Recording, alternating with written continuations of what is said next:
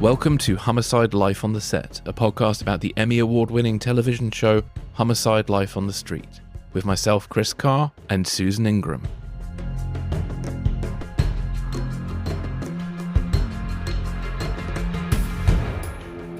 On today's podcast, we're joined by director Peter Medak.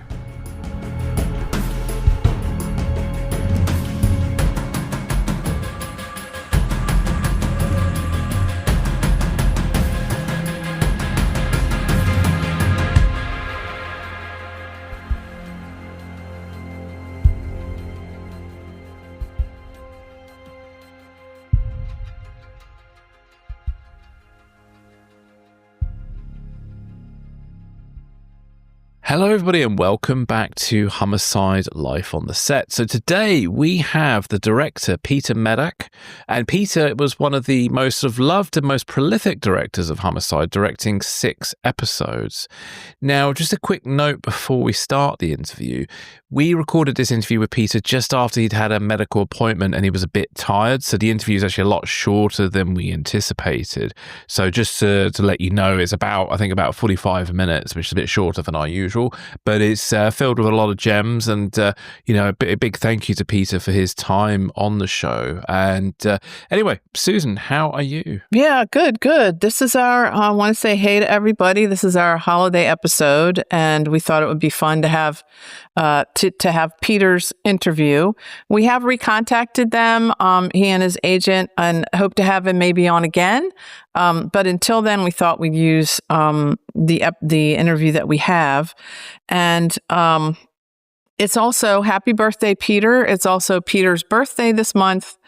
And one of the episodes that he directed, the first episode that he directed all through the house, was one of Homicide's Christmas episodes. So everything sort of ties in together. His birthday, the holiday episode, and the fact that he did direct one of our Christmas episodes. So very good episode too, actually. As Christmas episodes go for episodic television, it was very good. It didn't fall into cheesy territory. And lots of snow. And I'll have a question in our outros about the snow, because I know people out there that were on the crew remember, and there's something I don't remember about the snow. I think Josh could answer that question.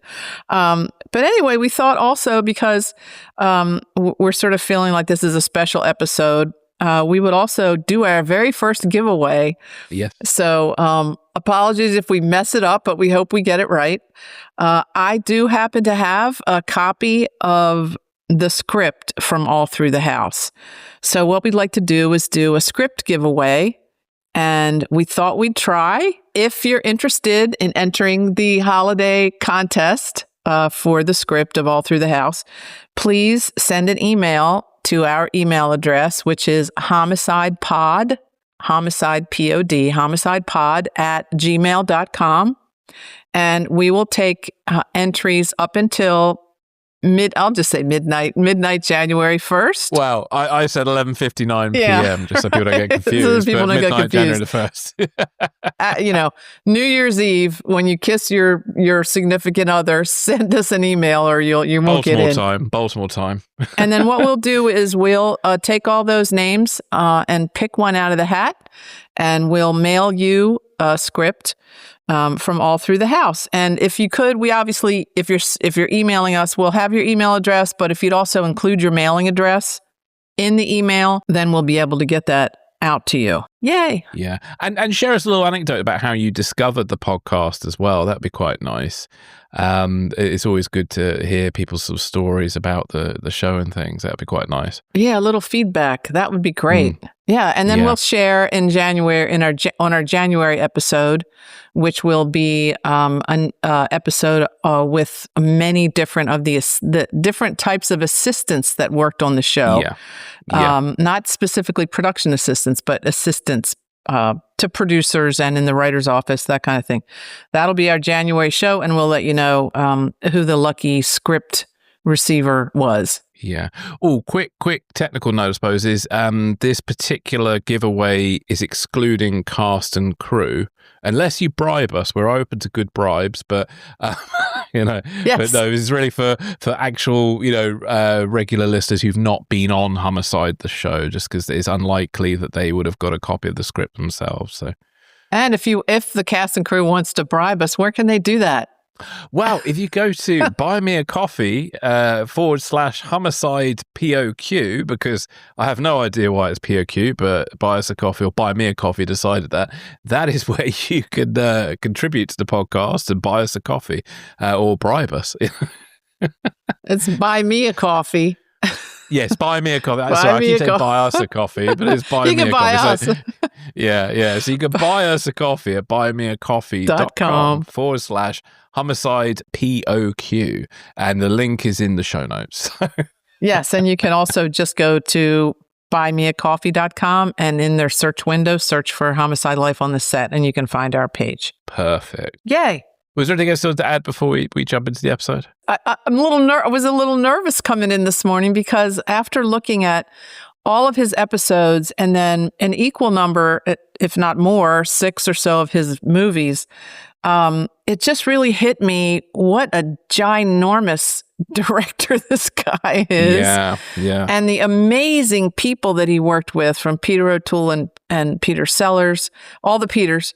But anyway, so I just wanted to read, he has a website at petermedak.net. And on his website, there was this really nice quote I thought was great, just to reflect why people in the film business do what they do. And here's his specifically about why he does what he does. I love looking through the camera and creating something out of nothing. It's all to do with shapes, actors, people, dialogue, characters. It's total magic. He's right there. Cool.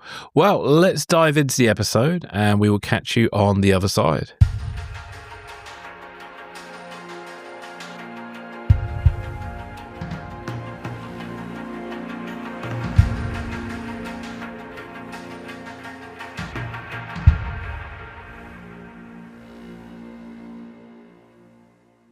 Peter, thank you so much for taking the time to talk with us today.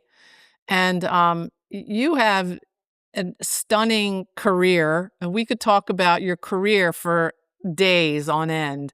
Thank you. You started, leaving Hungary and then working with amazing British directors like David Lean and Carol Reed, and then working in England and then coming to the U.S. Do you want to give us maybe some highlights of your career, and then what made the connection to Homicide?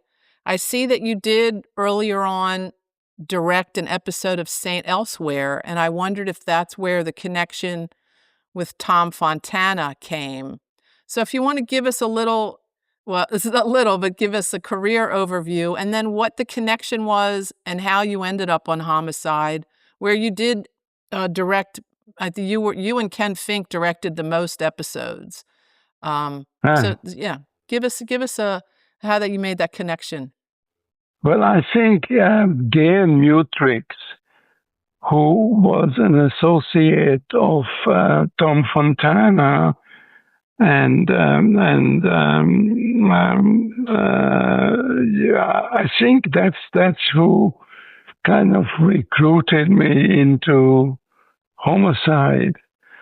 And Gail was wonderful because later on, once I started working on Homicide, she just said, just give us a ring, and any time when you got some time, a few days, and we see if we can slot you into some more episodes after the first one I did.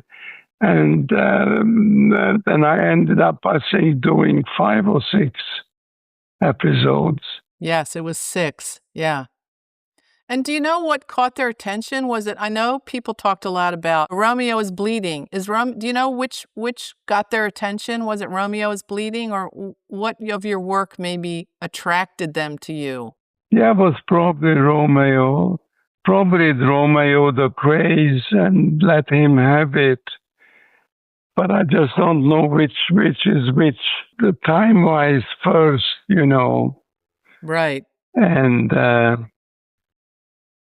because you mentioned the Wire, but I think the Wire was after Homicide, wasn't it? Yeah. Yes, The Wire was later. Yeah. I did see an interview with the DGA where you talked about your first day on the set. Yeah, where you saw what the shooting style was going to be.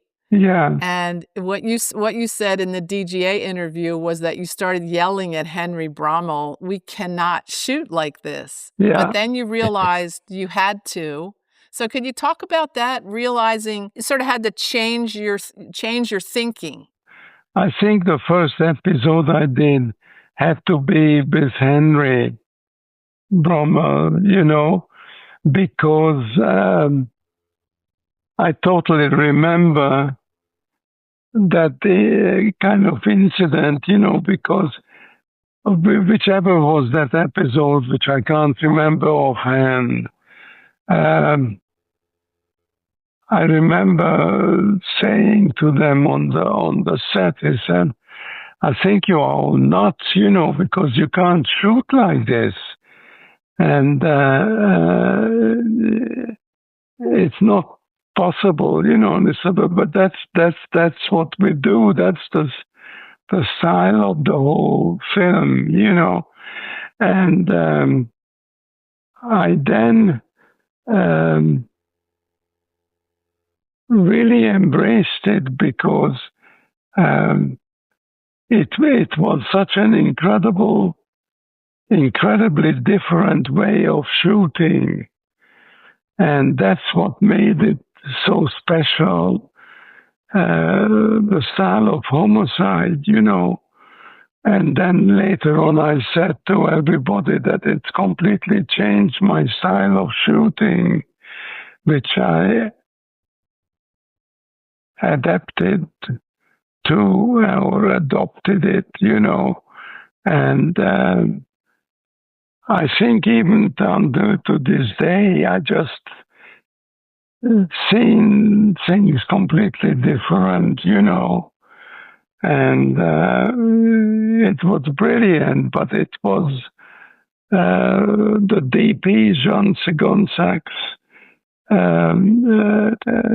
way of doing it, and him being on this tiny little box with 4 wheels on lines, rails, and him pushing himself along on it instead of dolly grips pushing him, because this way he could just time it to the shots of what he was trying to get. And it was a brilliant method. And when I clicked on some of the episodes yesterday,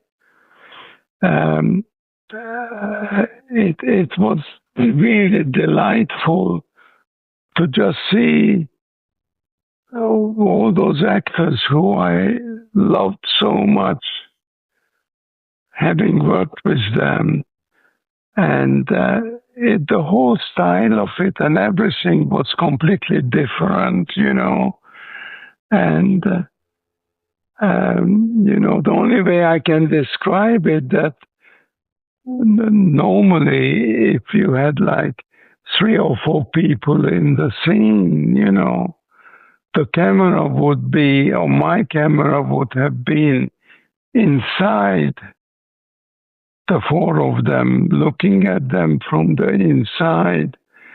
And their way of shooting was capturing it from the outside, looking in and reaching in, closing in on the zooms and stuff like that, and then to capture it from the outside rather from the inside, which also made it able to shoot much faster than from the inside, because you would have had to light all of them in a different way. And it was you'd have to reset the camera. Reset the camera, but here you just reached in from the outside, going in the inside and being close to all the action and the actors. And it was, I'm pretty certain it was John's take of it, you know. Or maybe it was Barry Levinson, who did really the very first episode of Homicide, you know. And Barry actually today loved my work. And maybe he was the one suggesting saying we should get Peter Medak. And that's how I turned up one strange day in Baltimore, you know. And I think it definitely was a combination of Barry's vision of the sort of voyeuristic camera and Jean's ability from his documentary work to bring that sort of French, you know, Barry wanted it to have that French New Wave feel with the movement and the idea of it. The camera was another character. Of course. The camera was part of the ensemble cast. Yeah. Which is why it got in with the group of actors. Yeah. Do you have any memories of, because you were lucky enough to work with the original cast, which included Ned Beatty, and then later in season 7, some of the younger, newer actors, like Michael Michel and John Seda. Any thoughts on them? And I'm just going to throw this in there because Chris and I both watched The Ghost of Peter Sellers last night. Oh, did you? Yes. What a terrific. I want to tell everybody, watch that documentary. It's a really great look into filmmaking and how difficult it is. And then layer on top of that, a difficult people, but also just a beautiful film. But any thoughts on the actors that you worked with on the show? I had loved them, you know, so much, you know. Ned and Baz. Baz had really become a great friend, and so has the Canadian actor. Clark Johnson. Yeah, Clark Johnson. Clark, yeah. Right. Yeah, we become really great friends. And Richard, in fact, he moved into this incredible apartment where I was living in London, which he loved so much. And he was living in France at the time, and he took an apartment in this place called Villa d'Este in Los Angeles. And we were neighbors for many, many, many years, you know. And we became all great friends, and we had an incredibly wonderful time of just laughing all the way through, you know, all the various episodes and scripts. And I don't really have any specific kind of strong memories. I mean, really, the best one was, which I was going to tell you about anyhow, was with Henry Bromell, you know, because he was the line producer, not the line producer, but the responsible producer for that first episode I did, you know. And I said to Henry, Henry, this is all nuts. You can't shoot like this, you know, because it can't work like that, you know. And I've got to go and just shoot it the way I've been shooting all my life. And he said, look, you know, I don't think that's going to work because this is the style of the whole show. And you have to be part of it, And then I said, okay, I will try, And then I realized that I was totally wrong of what I was saying, and I have to abide by the rules of this show because it's a different way of storytelling. And I really kind of went for it, and I said, this is just great, And from that point on, that's not why Henry and I become great friends, but that point on, that's the way I was doing, And then he'd ask me to do all kinds of other things, which wasn't part of Homicide, But a pilot, I did for him, and which was not a Homicide pilot, And we then tried to work together, and Henry was a phenomenal writer and an absolutely magical movie maker. And I loved him, and I was, of course, very upset when he passed away. And but we were in touch all the time, and watched each other's other work and stuff like that, Yeah. Yeah. Peter, thank you for sharing that. A technical question: how do you approach, as a director coming in on a show, sort of working with the established cast? So obviously with Homicide, you were on the third season, so the cast like Ned Beatty, Andre Braugher were all quite established sort of characters. So how do you work with those actors? And obviously the guest actors as well. Well, it's. I was trying to think about ever since I read the questions you were going to ask, but there isn't an answer to it because when you read the script,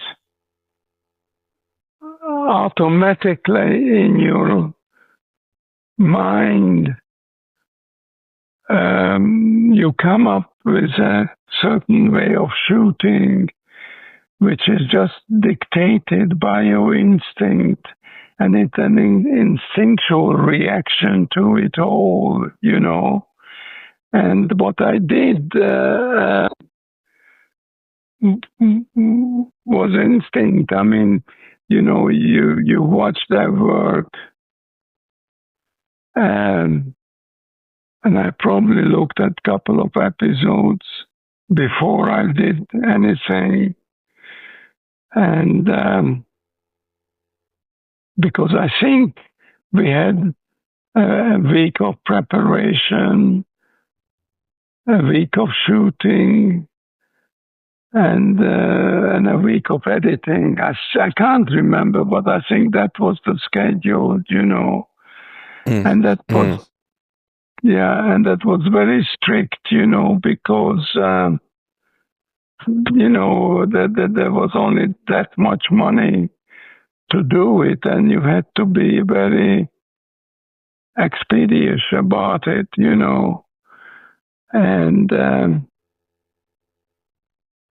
I always rehearsed, all my life. And I probably, did the same with them, and we rehearsed the scenes.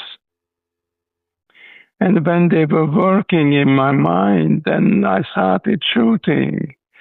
But because of that, there isn't like an exact formula for it, So I was just doing it as my heart was dictating me, which I've done all my life, and on the biggest and the smallest movies I have done. It's just do it, and then improve it. Look at it, and in the editing, fix it the best way you can when you're editing. Were the cast receptive to that method? Yes, very, because they once they got to know me, which had to take very quick time, they accepted it, and because it's different, it's a different way of working than most directors would work, and it's completely instinctual, If something inside your soul or heart tells you what to do and how to play this scene, it sounds kind of idiotic, but that's what it is, It sounds, Certainly, makes sense. Perfect. For me. Do you feel like part of the way your directing style changed with Homicide? Was it, did you feel freer as a director? Yes. Or yeah, completely. It freed me. It freed me from the rigidity of what I was working with, or what any of us was working, which was a very kind of set, kind of straightforward way of directing, of the classical way, because when I was an assistant director and I worked with all these wonderful directors, that's the way, when that's the way that they were working, the traditional way. And to break away from those traditions, saying, oh, fuck it, I'm not going to do it like that. I'm going to do it this way, or I'm not going to cover it in the classical way. It completely freed me. And it was a great gift to me from Barry Levinson, and because it was just freeing so much, Peter, one thing I noticed about your episodes, maybe in comparison to some other episodes of Homicide, there was a very strong sense of visual storytelling with your approach. I don't know if you've got any thoughts on how you managed to sort of combine those sensibilities with that kind of free style of Homicide. Well, it's such in 2 words is that is me, that's my way of telling stories, telling very visually is terribly important, because that's what keeps it interesting and makes the audience understand much better and quicker, I think. And it's great that you notice that, because when you start directing, you don't know anything, or you really know everything you're gonna do, because that is your vision and that is your way of telling stories. And I was very careful always to obey by that, because not that one wants to be different, but that is you, and it's very important to stick to it, and it always just shows up great. I mean, even in the Peter Sellers documentary, you know, I originally didn't want to do it, you know, because I just didn't want to do it. I said, I don't, you know. But then when I decided to go with it, you know, I just went for it and I just did it that way. And it worked because I just didn't want to say, oh, Peter was impossible and this and that. And because I loved Peter very much, despite of however impossible he was. And it didn't matter because at the end, he could hardly remember what he did during the film, but I don't want to detour on to. Yeah. We're going to ask you about that at the end for sure. Yeah. But I was thinking about what you just said, what Chris just asked you about visuals. But then also coming onto a set where you had to think on your feet, where things changed really quickly. I think I read in your bio somewhere that you got a chance to either observe or be on the set with Alfred Hitchcock, who, of course, he pre-planned everything to the most minute detail. You know, he storyboarded everything. Every shot was already set. The entire movie was cut in his head before he got on the set. So, and then who was that? Who Alfred was Hitchcock. that? Alfred Hitchcock. Oh, I read somewhere that yeah. So then to go from that kind of, you know, like over the top pre-planning, and then as a director, you come onto Homicide where you may think you're pre-planning anything, and you get on the set and you have to sort of, like you said, have this ability to think on your feet and have this sort of more freeing experience depending on what the actors are doing and maybe what the tone of the scene is. So it's almost like 180-degree opposite from maybe you came from the sort of traditional style of filmmaking to this looser version. But then we're able to also, as Chris said, concentrate on the visuals in the middle of all that mayhem. You know, you made sure the visuals were important and a priority. Yes, it is. Does that make sense? Yes, it does. It does, you know. But with Hitchcock, you know, I mean, he drew out everything. He actually, for hours, you know, he was drawing. Storyboarding it basically of what he was going to do, and then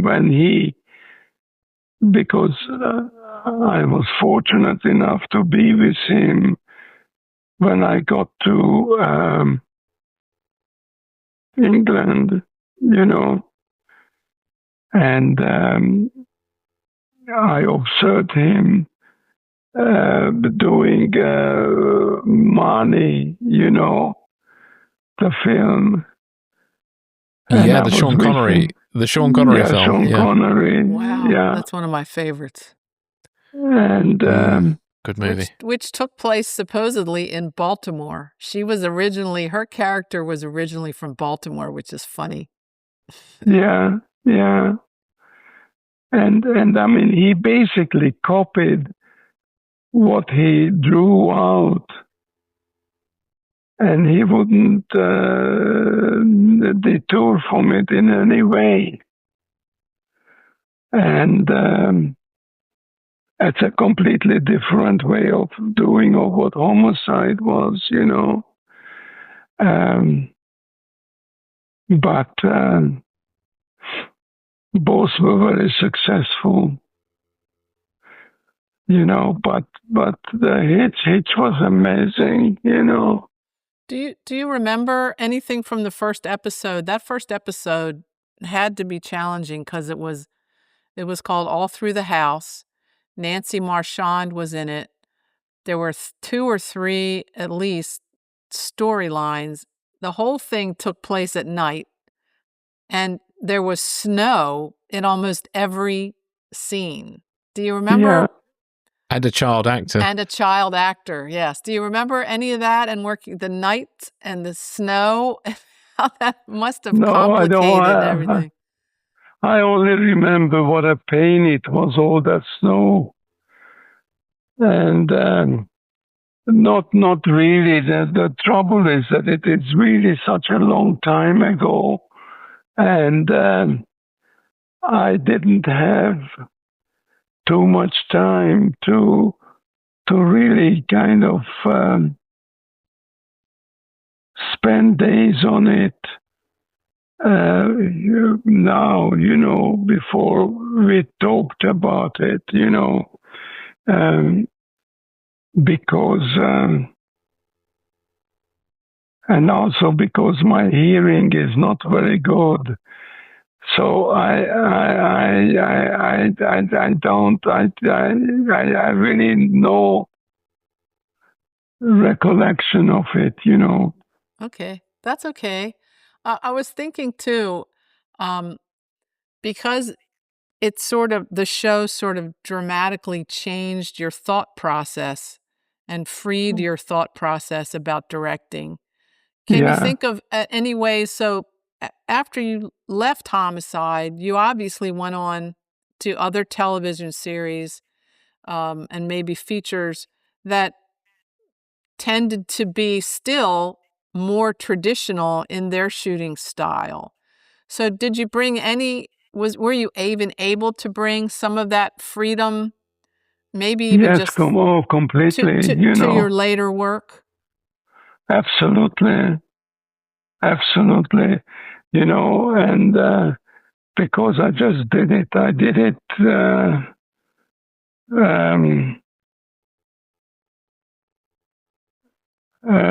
how much it changed. It's so hard to tell because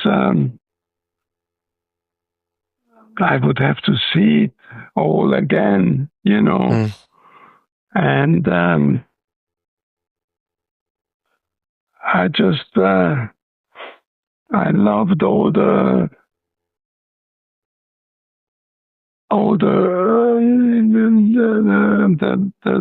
acting with all the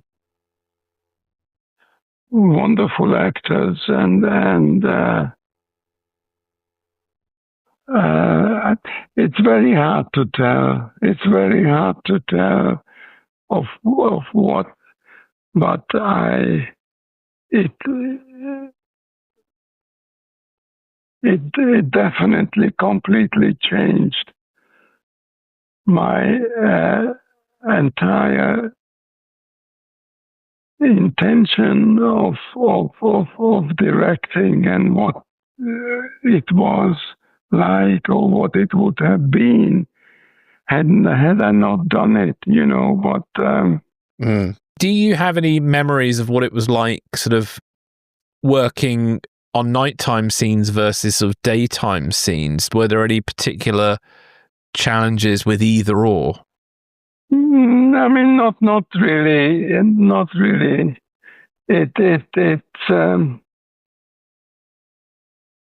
It was no, because you just do it of what has to be done, and then you go with it. I just loved so much of it, of the stuff. What was Baltimore like as a location to work in? It was a very difficult city because it had a lot of I don't know how to say. It had a lot of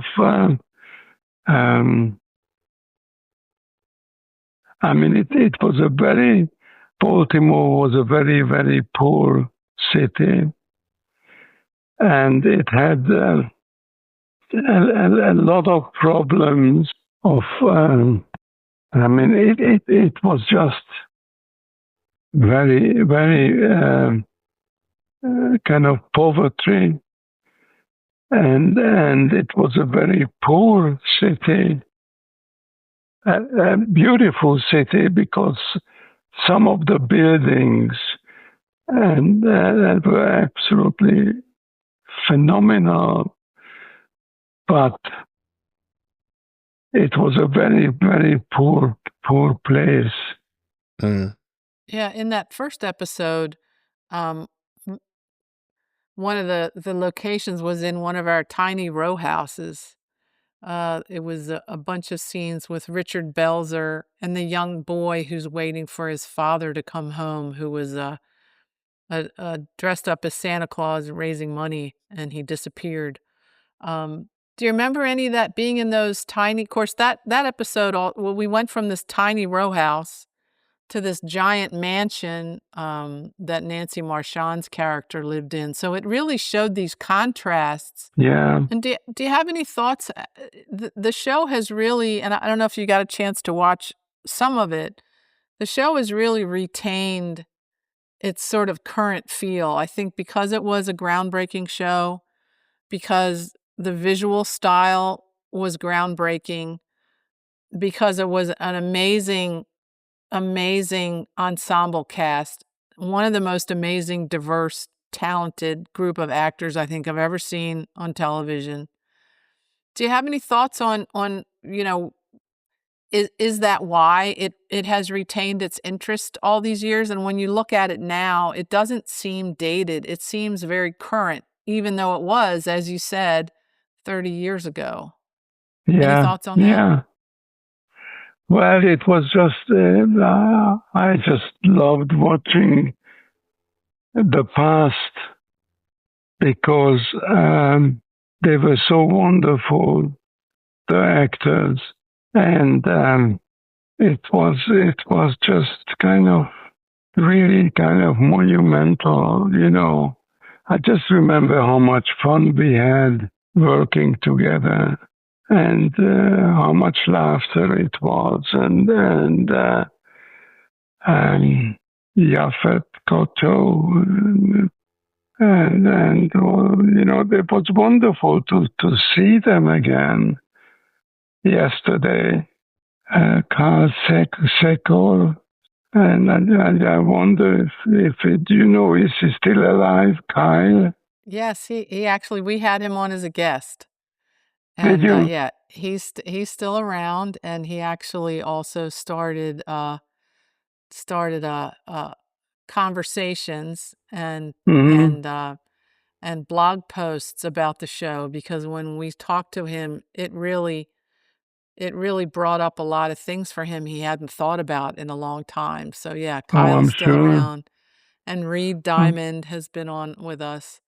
Yeah. Yeah, so I guess we lost Yaphet, and we lost Richard. Andre. Yeah, and Andre. Richard and Andre. And John Polito and Ned Beatty. So many of the original cast, have gone, But many of them are still around. Melissa Leo and Melissa, a lot of the rest of the cast are still around. And we had Isabella, if you remember, Isabella Hoffman, who played the captain of the other shift. We had her on. She was terrific too. Yeah, and then had wonderful some of the crew, Lou Jamo, who was casting. He was a phenomenal casting director, and the editors, had a wonderful time, but it's just. Yeah, many people have commented on how good the casting was. A lot of the guest stars that we had, but then also Pat Moran doing the local casting really kept the show. It was just so interesting. So many interesting characters and so many interesting actors that came through.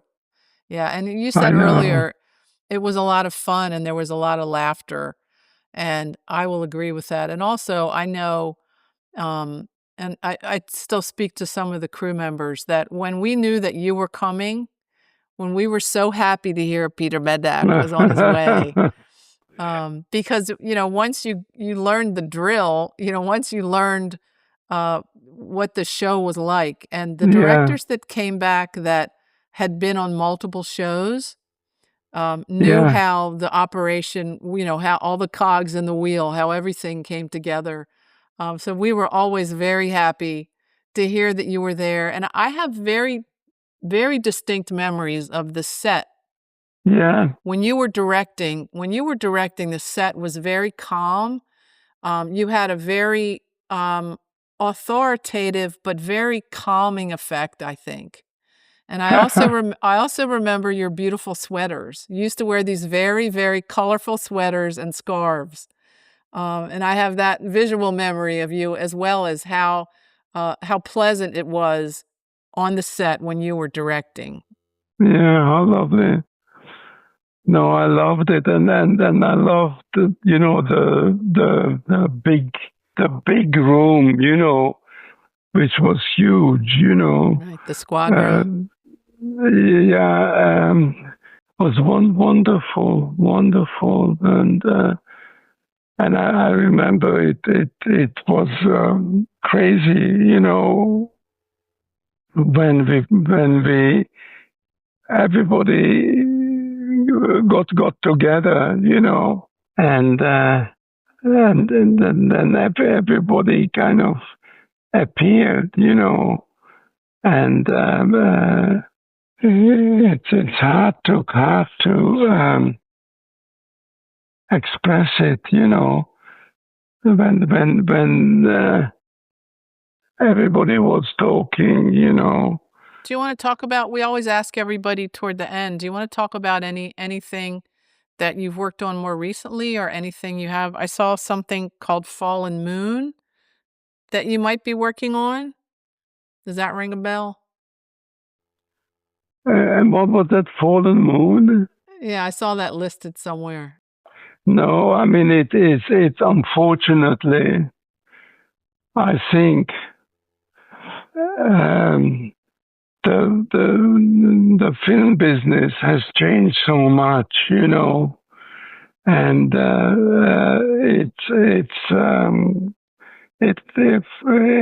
for me, it hardly exists anymore,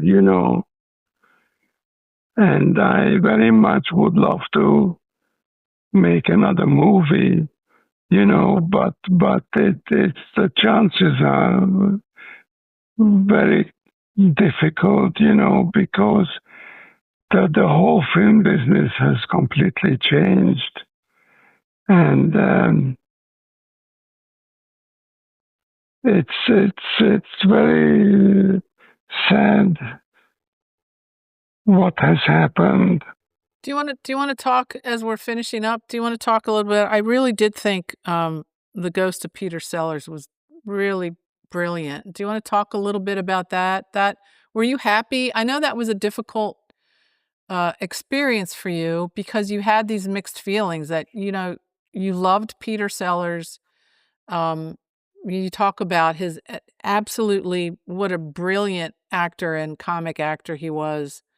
Yeah. But then you had this incredibly frustrating experience. And I know at some point, and I don't know his name, but the man who was with you during the production, who was, sort of doing some of the interviews, said, like, why are you putting yourself through this? And the idea of revisiting something that was so difficult, it was really fresh to see a filmmaker being really honest. But also, I think during the course of it, you were also discovering your own feelings about revisiting it, or maybe didn't even know why you were doing it. Can you just talk a little bit about that as a filmmaker? Yeah, the reason I did that film was because I wanted to show what it was like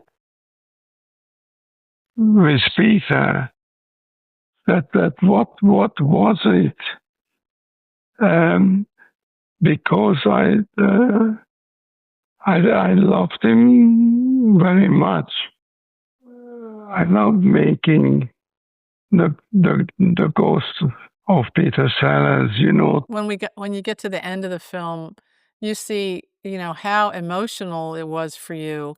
The end of the film really packs a punch because you talk about how much you loved him and how difficult it was to revisit it, but also, like you mentioned earlier today, that when you saw him again later, when you were shooting on a soundstage and he was on the next soundstage and came over to talk to you, and wanted to know why you didn't come visit him, and you said, "But Peter, you treated me so badly," and he tried to fire you off the show. He tried to manipulate but he didn't remember that. He didn't remember the bad part.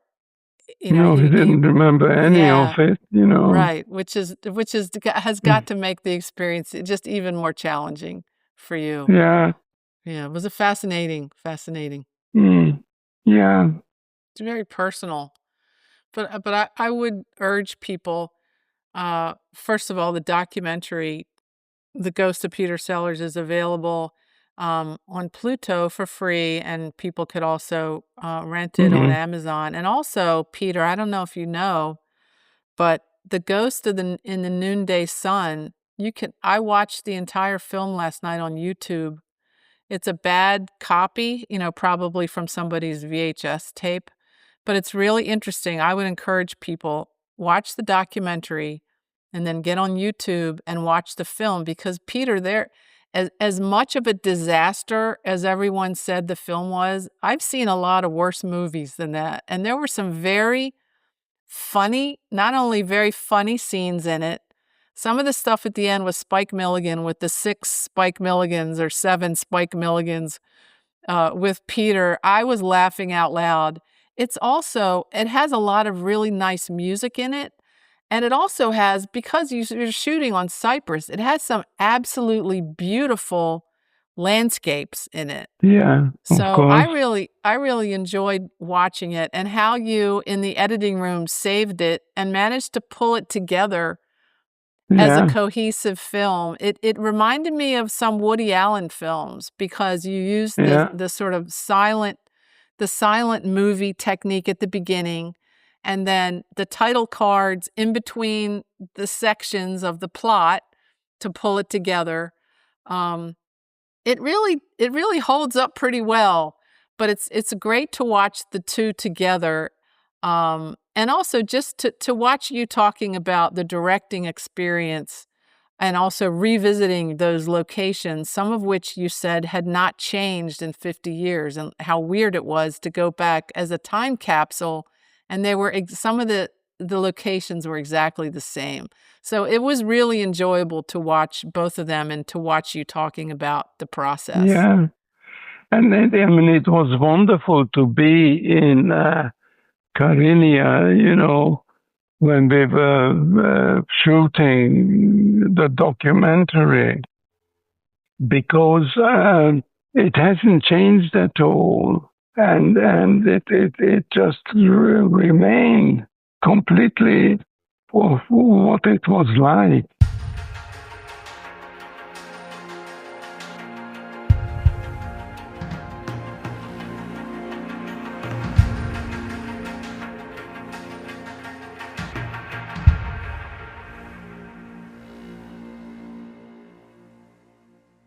So that was Peter Medak, and I really enjoyed that interview. And one of the things that sort of stood out for me was about how Homicide sort of transformed Peter's directing style after working on the show. So he was telling us a little bit about how when he arrived on the first day of filming, and he was saying, like, you cannot shoot like this. I think he was saying that to Henry Brommel, and he was a bit sort of taken aback, like a lot of directors were on Homicide, about the kind of verite and French New Wave style. But then he quickly realized that the kind of the fluid camera language was kind of groundbreaking and kind of had an organic kind of feel that worked for him. And then then he adopted that on later films, which is quite cool. It was really sort of standout points for you, Susan, on the interview. Yeah, I agree with that. I think the fact that, he came in and said, but Henry, you can't shoot that way. You can't do it. And because if you look back at his filmography, obviously lots of traditional ways they were shot, but in another way, lots of non-traditional films that had experimental qualities to them, films that were originally plays. So they had this sort of like uber theatricalness to them. So his stuff is not sort of staid and traditional. So I think the fact that he had done some of these really wild films helped him to make that leap. To go from, we're going to shoot it traditionally to being open and finally seeing that that's the way the show was done. And he's going to roll with it, with the continually moving camera and, are we breaking the sight lines? Is there any continuity?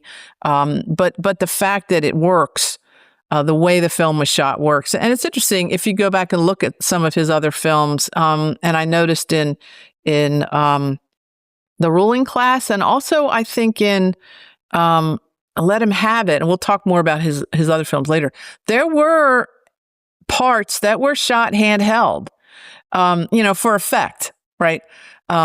So yes, that really struck me, that he came in and was resistant to the way we were shooting it, and then embraced it, and then said it changed the whole way that he made films after that. And it might be interesting if we'd get to talk to him again to find out if, like Jean said, he had that freedom, and Nick Gomez talked about it too as a director, had that freedom on Homicide, but then went on to Law and Order and other more traditionally shot films and had to sort of back away a little bit from that.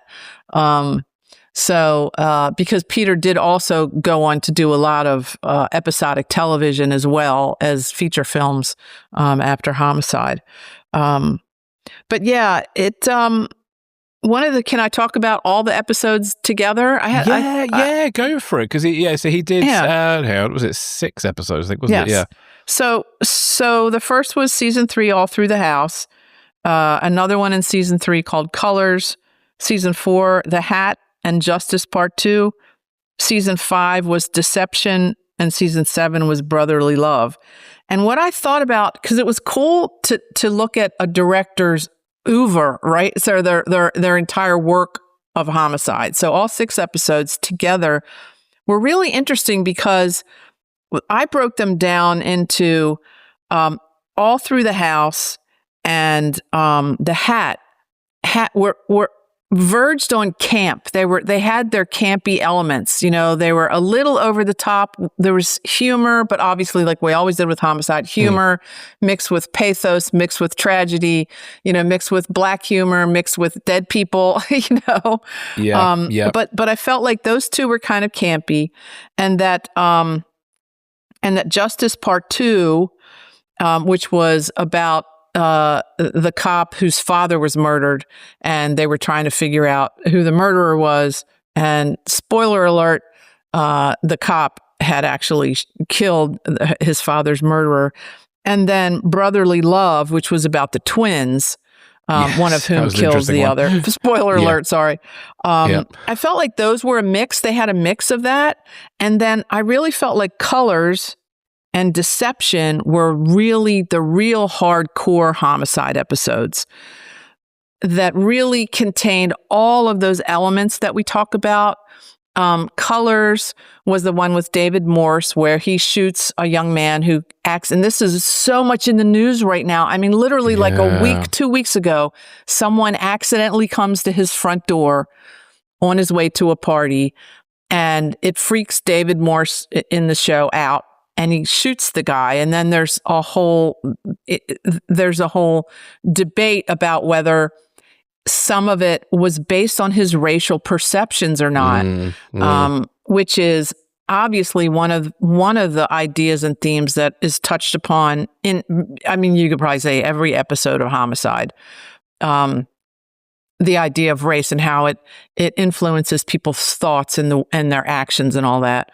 Also, I think, I'm pretty sure, because I went back and you could tell me, because you watched them too, one storyline. The others had multiple storylines like Homicide often did. This one, Colors, was only that story because it goes from the crime through the justice system, through the verdict, through how it affects the family, et cetera, et cetera. Yeah, and it's a good Pemberton and Bayliss episode as well. It really kind of, their relationship sort of gets quite challenged through that episode. Because the brother of Bayliss is the man who shoots the young boy on his porch. Yeah, so that really struck me. And Deception, of course, is the one where, spoiler alert, Luther Mahoney gets killed. Yeah, and then that has echoes throughout the whole sixth season. The whole rest of season 5, 6, and 7, because was or wasn't it a good shooting? And then it pits cop against cop. So I thought those two were really the hardcore sort of Homicide episodes. But it was interesting to see how different, and the fact that Peter had to direct all these 6 different episodes that all had very different tones. And different themes, and different feelings. And that's something the director has to bring out. It's in the script, obviously, but he has to make sure that happens in the show. Yeah, very powerful episodes. I really enjoyed All Through the House, which is his first episode. I mean, as I was saying, it wasn't it wasn't a cheesy Christmas episode. It was actually quite a moving one. And it was, and the snow, I mean, it added so much atmosphere and production value to the episode. And there was me thinking, and you have a question about the snow, and I have a question about the snow. Was it actually snowing? It looked like it was, or was this all fake snow? That's the thing I think we mentioned in the interview, his first episode, Christmas episode, which aren't easy to do because they can become cheesy, like you said. Entirely, we obviously did a lot of nights on Homicide, but this one was from midnight on Christmas Eve, I guess, to Christmas Day. So the entire thing was night shooting. And then we had the snow, and then we had a kid actor who actually was very good. I meant to look up to see what he's up to now. But here's my thought. I think we talked about this way back in the beginning of the podcast, our first iterations where we talked about snow. And I said, we were talking about weather. I said, we never had to make snow because it was either there or it wasn't there. And Josh Spring corrected me and sent me a photo. And I believe it was this episode of him in the street. I want to say even in shorts. I'm not sure. And Peter Medak, I think, on Thames Street with making the fake snow, making snow. Now, my thought was, while I was watching it, everything was fake. All the snow was fake, except for the last scene where they come out of the squad room onto the street, and then there's a plaintive song. I have something to say about the music there. They come out onto the street and start throwing snowballs and stuff at each other. My thought was that was the real snow. But if I have this photo Josh sent me of making snow on Thames Street, maybe that wasn't real either. So Josh, help us out. Somebody email us, give me a call, text me. We'll give you a cup. Yeah. No, we won't give you a cup. Okay, yeah, we'll give you a cup. Well, no, I'm kidding. You can give us a cup of coffee. So that's a question about the snow.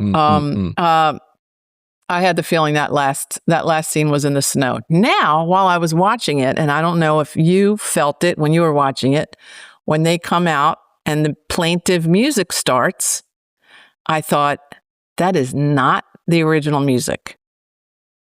And I went back to the DVD because my memory was it was Chrissie Hynde singing that it's Christmas time. That really sort of sad, the Pretenders. I believe it was Chrissie Hynde and the Pretenders. Really beautiful song. I think it's on one of my pop music Christmas collections. In any case, that is not what is on the current release. it's original other music. And it's somebody singing a jolly old St. Nicholas, which to me didn't really fit the feel that the Chrissie Hynde song had. But nevertheless, now that I told everybody, you're going to notice it, but it was noticeable to me. No, some music stands out more than others on the rewatch. It's a funny one, that one. Again, oh dear. Yeah, the music debate continues, doesn't it? It's so unfortunate. Yeah, absolutely. Of course, The Hat was starring Lily Tomlin. And I do think that one, because it was Lily Tomlin, had elements of being a little funny, a little campy. A little bit farcical in places. They also visit the Enchanted Forest, which was a beloved theme park here just outside of Baltimore, that everybody my age went to when they were kids. And the fact that we got to shoot there, it had been abandoned, and we got to shoot there after it had been abandoned. And they reset dressed it and stuff on the inside to fit the script. But what happened was, people that own a place outside of Columbia, I think it's Clarksville, there's a place called Ellioke Farm, anyway, and they were donated the pieces in the theme park that were still able to be moved it to their farm and renovated these pieces, like the old woman in the shoe, and so you can go to Ellioke Farm and see the original Enchanted Forest pieces. I do think the King and the Gate is still over, because they built the shopping center where the place was next to it. I think the King and the Gate still lives at that shopping center on Route 40 in Ellicott City. But if you want to go see the original pieces from Enchanted Forest, they're at Ellioke Farm. Also, the episode where they cut the Cavalier in half. We're shooting through the front, because obviously somebody couldn't sit in the back seat, because Lily Tomlin's in the back seat. So they cut the Cavalier in half and put it on the on the follow car, not the follow car, on the camera car, and shot through the front as they were driving up and down Route 70. I believe that was Route 70. Which was really interesting. And that's also the episode where G is supposed to be promoted and is not. It's Gaffney, isn't it? That's where the evil Gaffney rises to the top.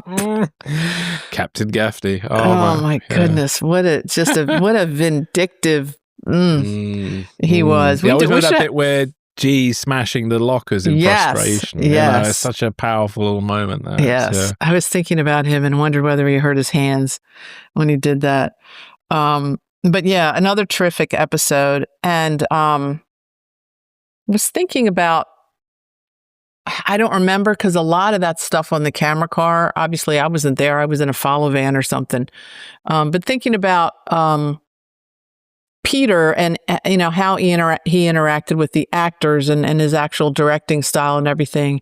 And I do remember this would have been from the next episode. Or was it from? No, it was from Colors, where they find the kid that the young man that shot the policeman's father, and he's been executed. I do remember being out in the middle of that junkyard.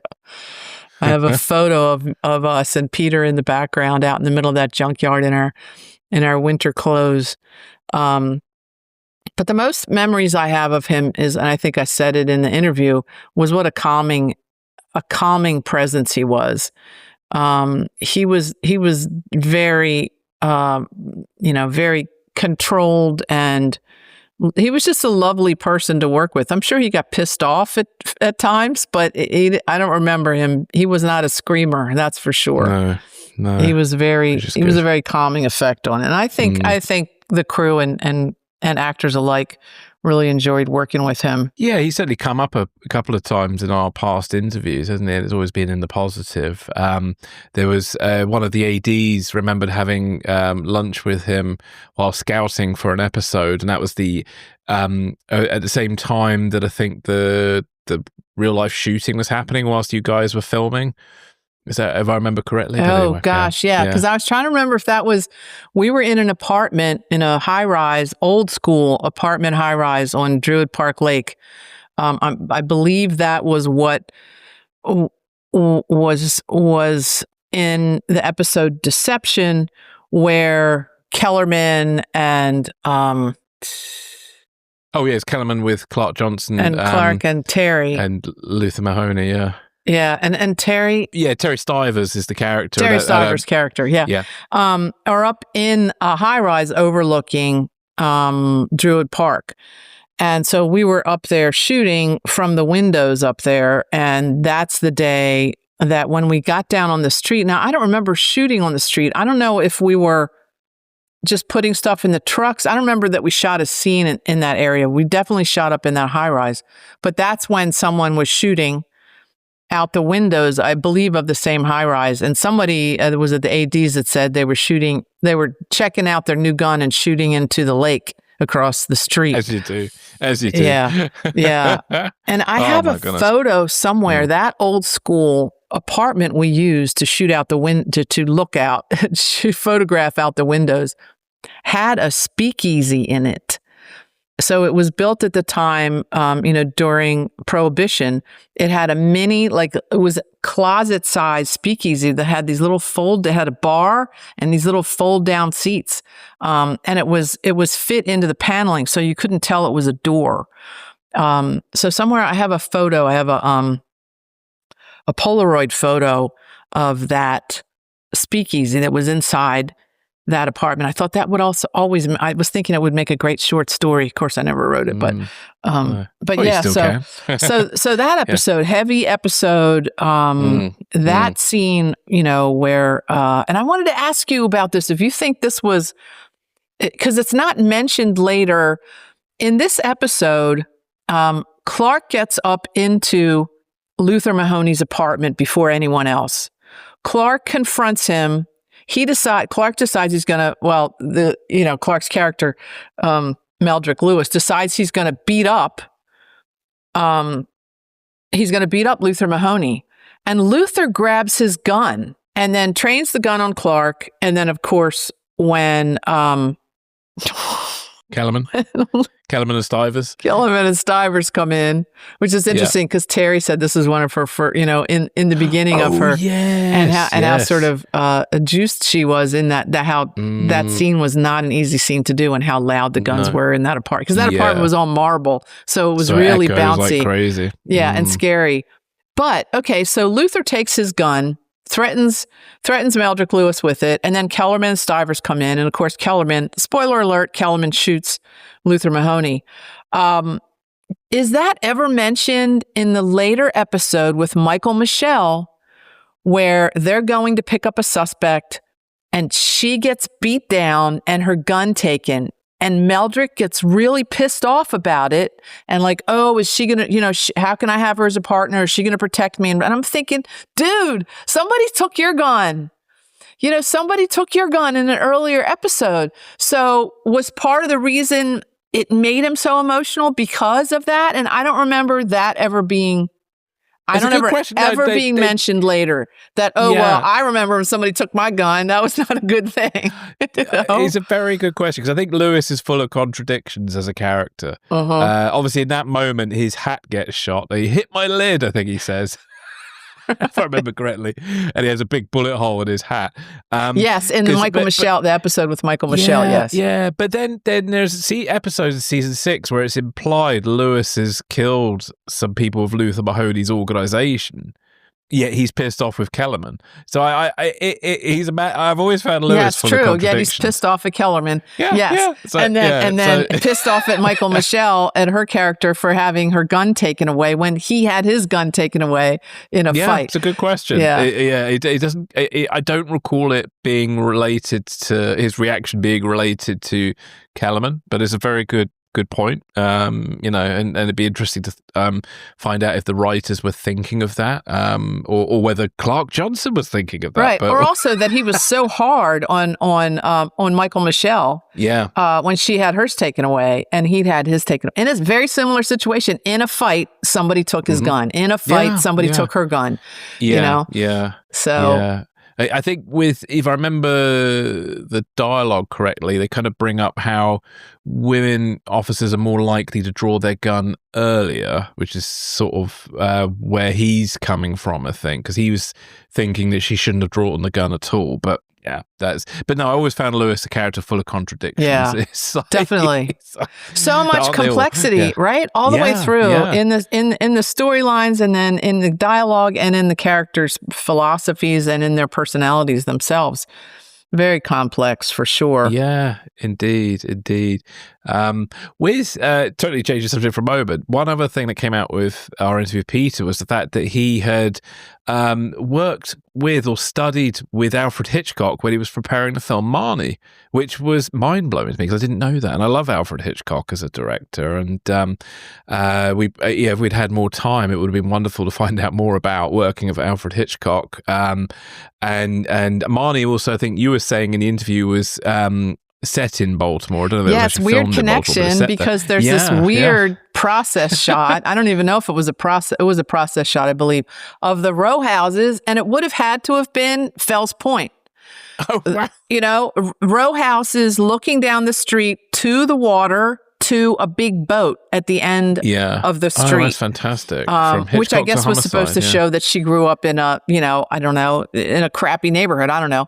But which is weird because it's not a crappy neighborhood, but sort of like Definitely the industrial, kind of area. And that for him, so many years later, to come back to Baltimore, obviously Hitchcock didn't shoot in Baltimore, but that's where she was from. That's where Marnie was from. And her mother was a sketchy character, which is interesting. But it says that I have some notes from his website, petermedak.net.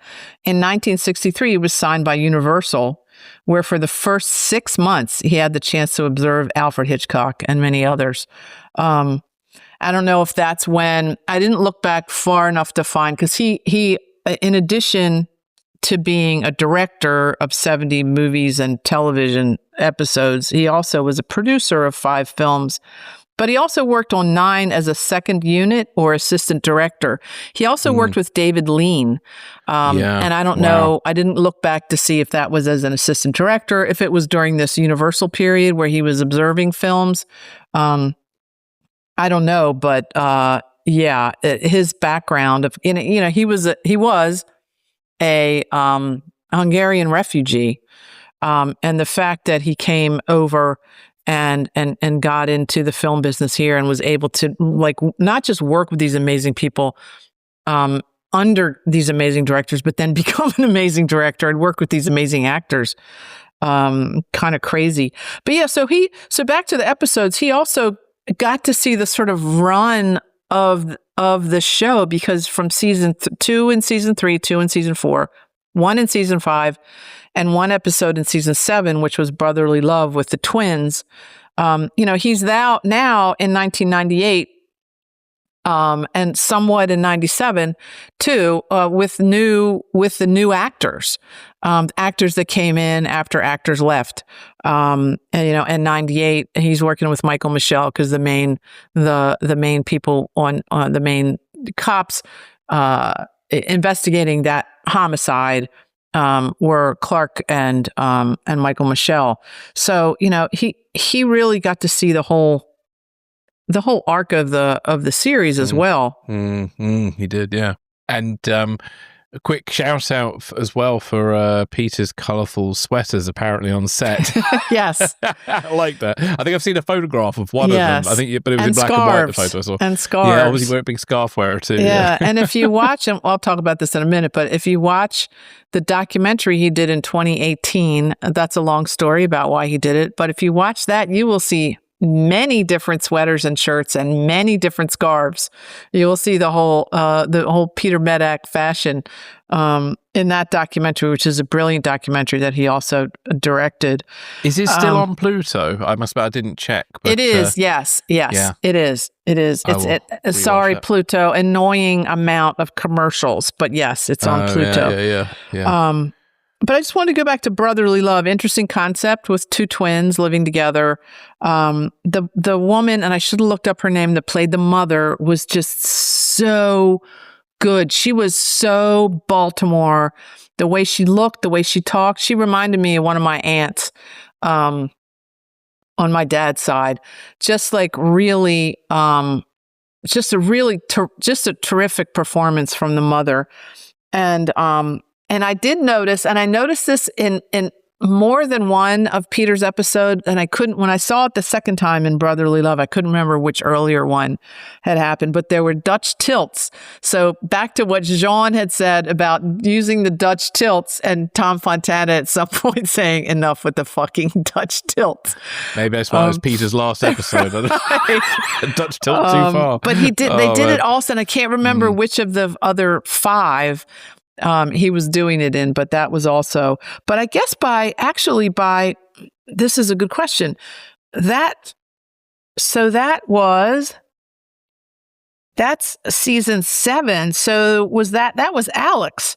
Brotherly Love was Alex. So Alex picked up the Dutch tilts. It's also really noticeable, I think, in that episode, especially in the interrogation scenes. Because there's a parallel story with Peter Garrity and Callie Thorne's characters about the kid that gets shot in DC and his friend drives him to Baltimore. Spoiler alert: the kid dies, and so that was a homicide investigation. And Joe Perry comes in and plays a vice cop coming up from DC, and that. Especially in the interview scenes, that was after the big shootout at the end of season 6. So at this point, the whole squad room has been changed. The configuration of the offices has changed. There's a dark blue paint instead of light green paint in the background. So it's much more contrasty. Blue, I think. Yeah. Yep, it's darker. If I remember from Andre Braugher saying that in the movie. Right. Cerulean blue. It's darker. And it's Alex shooting it. So a lot more tight lenses, really tight and dark and lots of hard light on the key light side. There's a scene where they're chatting to the mother, I think it is, in the house. And I just noticed the shots felt just a bit tighter. Mm-hmm.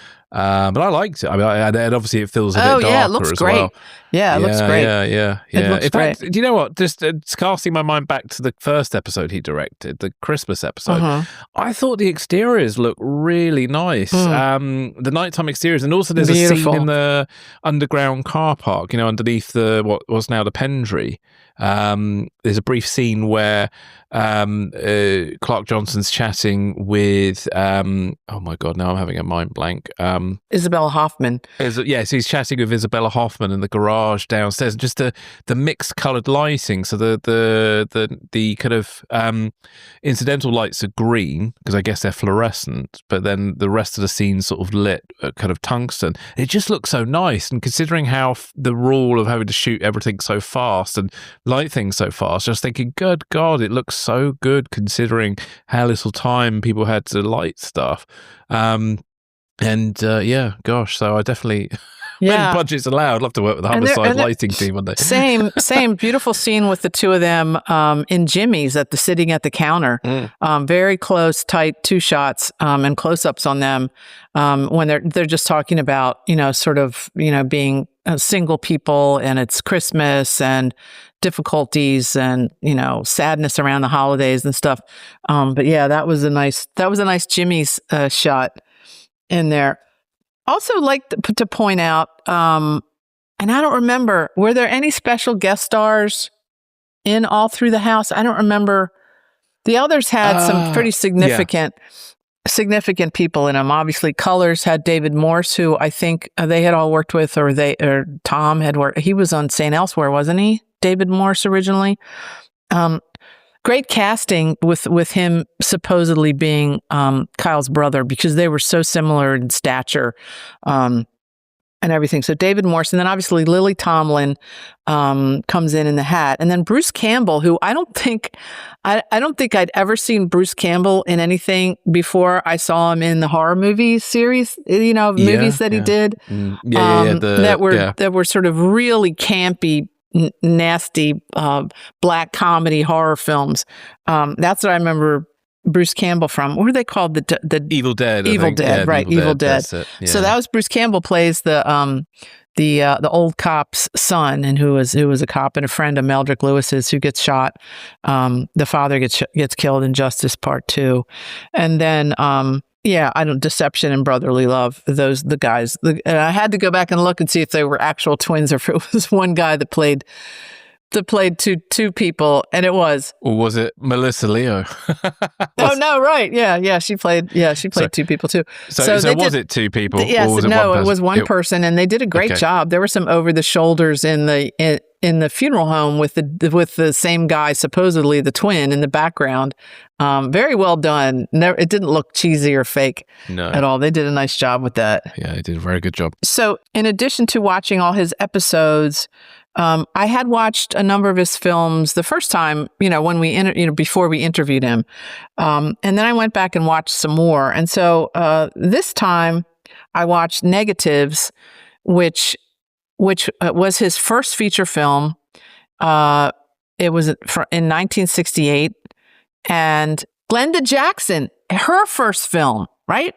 So her first film, this is, I think, a really interesting film to look at. All you film students or film aficionados out there, really interesting film to watch for its late 60s, early 70s, weird, not just weird storyline, but weird the way it's shot, the weird concept, weird editing and camera work. It has this very experimental energy to it that I think is very late 60s, early 70s. Also beautifully shot. It looks like Technicolor, maybe not. By 1968, maybe Eastman, I don't know, Eastman color.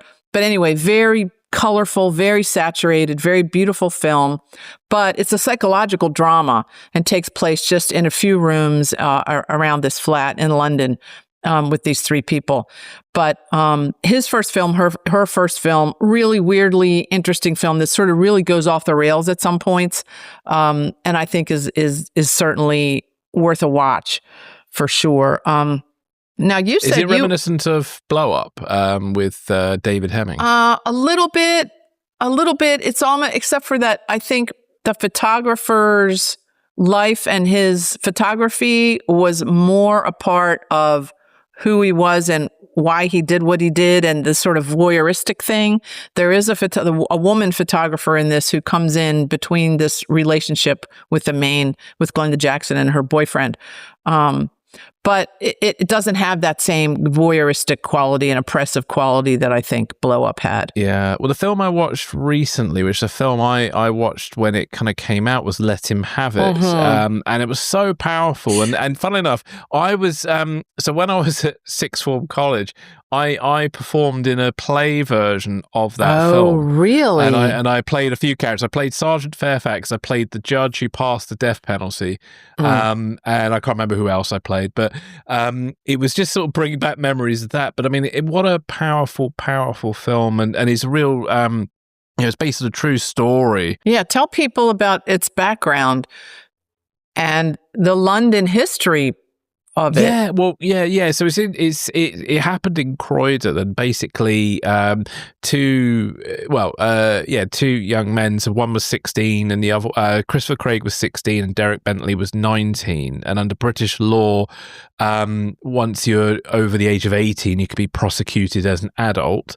And this happened in 1952. And basically, Christopher Craig and Derek Bentley went to a warehouse with the intention, I believe, to commit robbery of some description, because Christopher Craig, is the way he's depicted in the film, and from what I understand, was the instigator of this. And Derek Bentley, who had epilepsy and severe learning difficulties, was sort of following his lead. And they ended up on the rooftop of this factory, and somebody had spotted them and called the police. And Christopher Craig had a handgun with him. And back in post-war Britain, handguns were actually more prolific, and our British gun laws were a little bit different. And then they changed in the 70s, and then changed again in the 90s. And so now in the UK, it's illegal to own a handgun. Back in the 50s, they were, you could own a gun legally, and so. A small sort of shootout happened, and a police officer was shot and killed by Christopher Craig. But when it all went to court, Christopher Craig, because he was underage, was just sent away for, the maximum penalty they could give him, which I believe was 10 years. But they decided to convict Derek Bentley of the murder, even though he did not pull the trigger. And there's even a dispute now about whether he even said the phrase, let him have it. Oh, really? This phrase, let him have it, Chris, is what Derek Bentley called out, and it was open to interpretation at the time. Some believe that he said, let him have it, Chris, as in give the police officer the gun, Chris. Because in the film, the police officer is saying, put the gun down, give me the gun, give me the gun. And then Derek says, let him have it. And in the film, you can interpret it as he's telling him to give up the gun. Yeah, and for a very long time, that was always open to interpretation about whether he said, let him have it to Chris to say, shoot the policeman, or to give him the gun. And during the trial, this was one of the key things. And sadly, then Derek Bentley was convicted of murder when he shouldn't have been, and he was executed for it too. Spoiler alert. Yeah, sorry about that. That's okay. And eventually, the death penalty was taken away by British law. But it's an appalling story, appalling miscarriage of justice, and it's a window on how cruel Britain can be sometimes, or how it was, because my dad was of that sort of generation of Christopher Craig, Derek Bentley, and when he told me stories about his school experiences and stuff, it all did sound quite brutal back then, a lot more brutal than maybe it is today, and with a terrible miscarriage of justice like that, where because from what I understand with this debate about whether he said let him have it or not, a lot of people have, a lot of people who've reinvestigated the circumstance of the crime believe that the police made that line up, and they believe that that's more police speak than it was what Derek Bentley would have said. I cannot say for certain whether he did or didn't say it, because it is in dispute. Right. But it's certainly the way the movie depicts it. It shows what was sort of known at the time, and it's a very powerful film.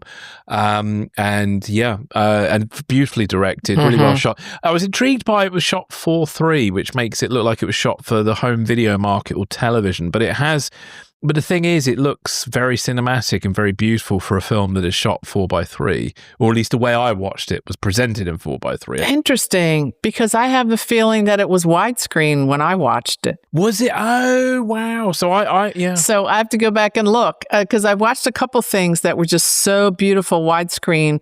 I mean, Ruling Class was too, but I have to go back and see. Maybe it wasn't. I don't, Maybe it's the way, but also, I can change the aspect ratio on my thing, and as long as it's not distorting it.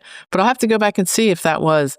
Yeah, but it'd be interesting to know, because it was the presentation, because I rented it off Amazon, so it was a HD 4:3 version. So I can't definitively say now, but it certainly, I was intrigued by that choice, because that would indicate it was either a TV movie, but the BBC also made a film the same year based on a book about the trial. So it was that particular year when it came out in 1991. This came 91. up again, and then it was in 1993 that Derek Bentley was partially pardoned. And so that's another thing that happened, and then it wasn't until the very late 90s that he was fully pardoned. And it was after his sister, who campaigned for him, had died. Forever. It was her daughter who pushed it through the courts and got it through the final time. So, and then they drank a bottle of champagne that Derek Bentley's father had bought in anticipation of some sort of positive news back then, and obviously. And also the other thing as well is about how the politicians at the time purposely dragged their feet and wouldn't even debate whether Derek Bentley should get the death penalty or not until he had been hanged.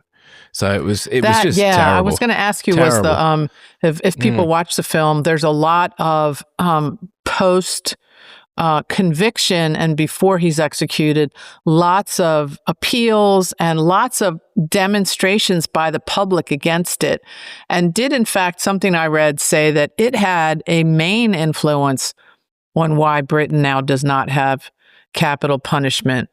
Which is interesting because, obviously there was some part in the film where he said the kid should have never been even in the courtroom because of his limited abilities. And he was hanged by a man called Albert Pierpoint, who was Britain's most prolific hangman in the British justice system. Very efficient. And he worked. He was there for the Nuremberg trial and hanged all the Nazis. Oh wow! I wonder if he was the same one that hung the other guy that was a 50s serial killer. Oh, that might have been Scotland. There's a book called The Long Drop, and there was also a 2 or 3 episode miniseries.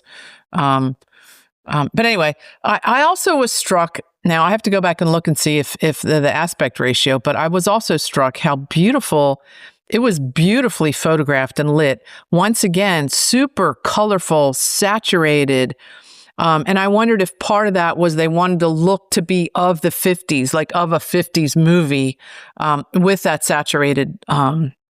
saturated colors, but there's a lot of night work in it. It's a crime drama, which is interesting. It was, he did it before, Peter directed that film before he was on Homicide. So he'd had a couple crime dramas under his belt, including, I know that a lot of people talked about Romeo is Bleeding.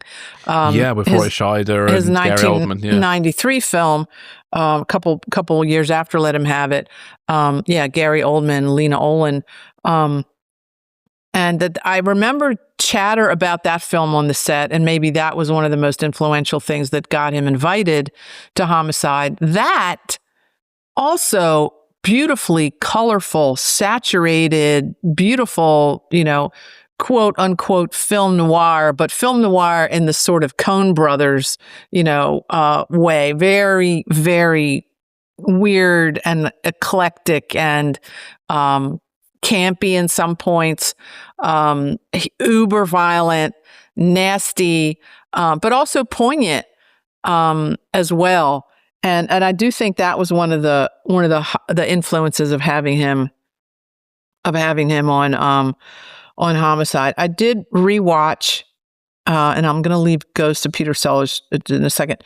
I did rewatch The Ruling Class, which is Peter O'Toole in one of his most bonkers, out there, amazing performances. This was like also A Day in the Death of Joe Egg, which were made the same year, both taken from stage plays. So they're a little, I didn't see I can't find The Day in the Death of Joe Egg to watch it. It might be on YouTube and maybe I didn't get a chance. But anyway, The Ruling Class, it had some handheld work in it, which I thought was interesting. But that was like many, many years before Homicide. But that also beautifully photographed, very colorful, but just the performances and the story. It's a black comedy. It's a satire. It's a satire on the ruling class, and on privilege, and all those things. Butting up against the ideas of Christianity and brotherly love, and what happens when you try to beat that out of somebody, what happens to the person. But interesting, I kept thinking about Peter being in the room with Peter O'Toole, and the kind of absolutely frantic and more than frantic energy that Peter O'Toole brings to that film. And he was, whether he won or not, but nominated many times by many different places for that performance. And then just to end up, Peter Medak directed a film back in 1970, probably shot in 73, 74, called Ghost in the Noonday Sun with Peter Sellers, which was a horrific disaster of a film. Because they didn't have a final ideas, they didn't have a final script. They had the money, and Peter Sellers decided to do it. So absolutely beautiful film, although you can't see it today. Shot in Cyprus, a pirate comedy, over the top farce, basically, that completely fell apart during shooting. The first day, this boat they had rebuilt comes in, it crashes on the rocks. They have to refit and fix the boat, which was the main set they're going to be shooting on in the middle of the ocean. So it had all these horrible things that could go wrong, and everything went wrong, including the relationship between Peter Sellers and everyone on the crew. Apparently Peter Sellers, while Peter Medak says he loved him and was absolutely the most brilliant comic in the world, was just totally off the rails, just uncontrollable and mean and vindictive and just unreliable and all this. Anyway, so that film, you can see a bad copy of it on, I believe, YouTube. But then in 2018, because Peter Medak had such a horrible time on that film, and Peter Sellers tried to get him fired, even though they were best friends, Peter Medak makes a documentary called The Ghost of Peter Sellers in 2018, which is about the experience and trying to purge this experience that has haunted him his whole rest of his career, because he didn't work for quite a few years after that, because the film tanked and then was not released.